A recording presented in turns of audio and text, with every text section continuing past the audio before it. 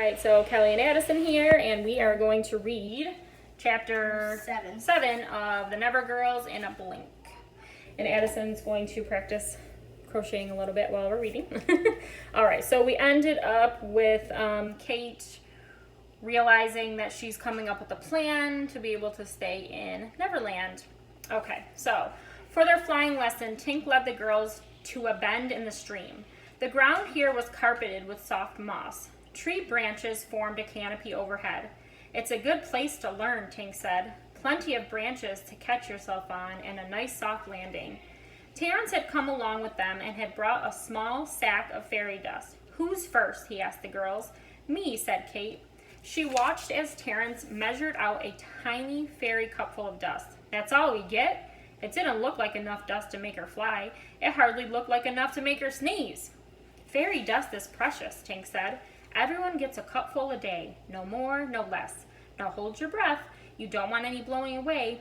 Kate held her breath as Terrence poured the dust over her. At once, she felt a tingle from the tips of her ears to her toes. It felt like warming up next to a fire after a day of playing in the snow. She flapped her arms, but nothing happened. "Now what?" she asked. "Patience," said Tink. Terrence was pouring dust all over the other girls. "Ooh," Prilla fluttered up and down. "This is so exciting." "Think of something light," Tink said. "Wriggle your shoulders. Bounce on your toes." The girls concentrated. They wriggled, they bounced, and then... "Oh my gosh," Mia squealed. Her feet were leaving the ground. "Gabby, hold on." Mia clutched her little sister's hand, and together they rose into the air. "Look at me fly. I'm flying," Lainey cried, floating up next to them. Kate still wasn't moving. She pushed off the ground hard and shot high into the air.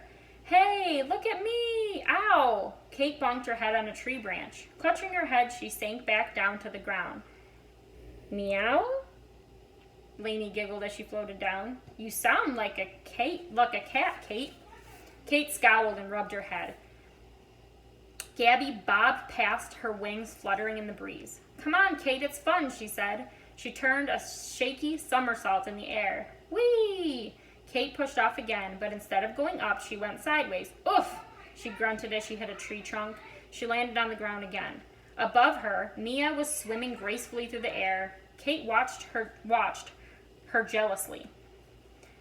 Mia looked like a mermaid with her long hair streaming out behind her. Kate scowled. Why can't I fly like that? At home, she was usually the one who was good at things. And there's Kate. She's mad that she can't fly like the other girls. "Maybe I'm not trying hard enough, Kate." Kate closed her eyes. She thought of light things, feathers, clouds, dandelion fluff. She thought so hard she gave herself a headache. "I can see the whole world," Mia cried from somewhere above her. Kate gritted her teeth. "Concentrate," she told herself. She pushed off again. This time she rose higher and higher. "I did it," cried Kate. "I'm flying." She was headed right towards Mia. Why is Mia holding on to that tree branch? Kate wondered. At the last second, Kate noticed Mia's pale face. She saw how tightly Mia was gripping the branch. She realized that Mia was terrified. But it was too late. Kate couldn't stop. She crashed into Mia, who let go of the branch. They both screamed as they started to fall. I am right there. Do you want me to do some while you're doing that? Okay. I'll check what you did, okay? "Think of flying!" Tink shouted at them. "Believe you can fly!" But the girls didn't think of anything. But the girls couldn't think of anything but the ground speeding towards them. Kate smacked into Lainey on the way down. All three of them are falling. All three of them were falling. Now, all three of them are falling. Splash, splash, splash. One after another, the girls landed in... Where are you? Oh, Cavendish Stream. Gabby was still doing air somersaults, but the older girls fell. But seeing the other girls fall, she fell too.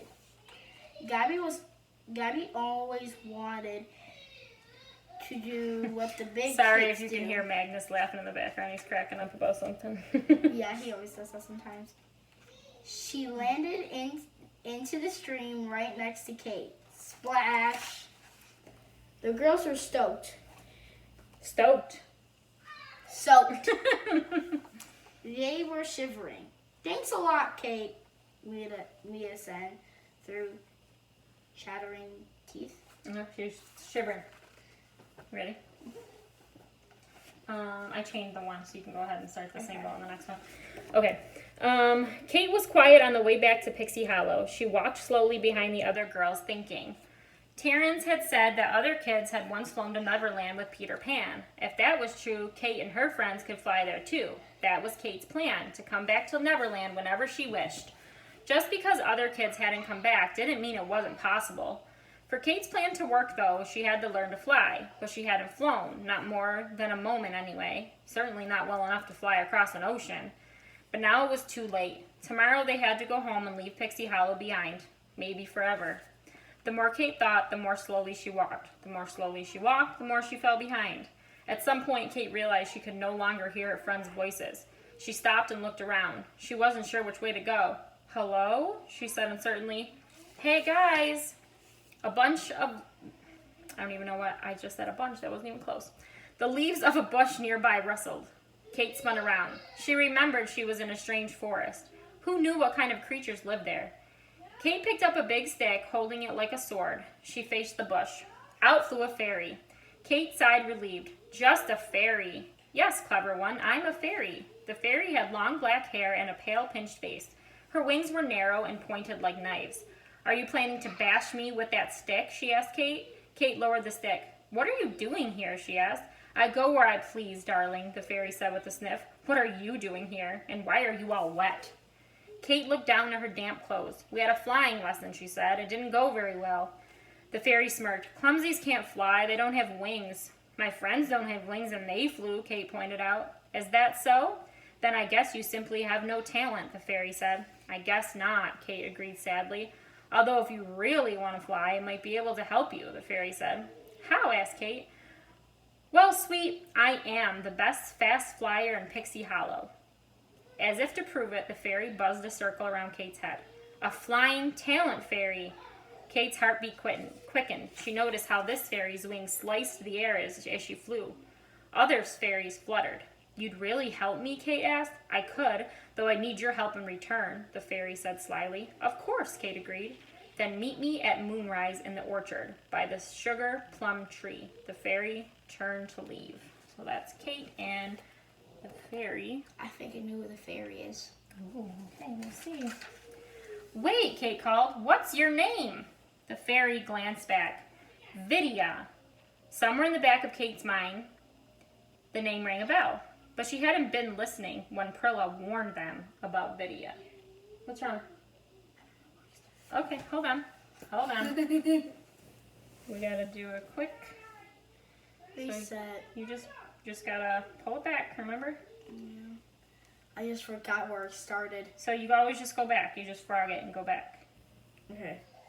Thanks, Mom. Thanks for saving the day. Here we go. All right.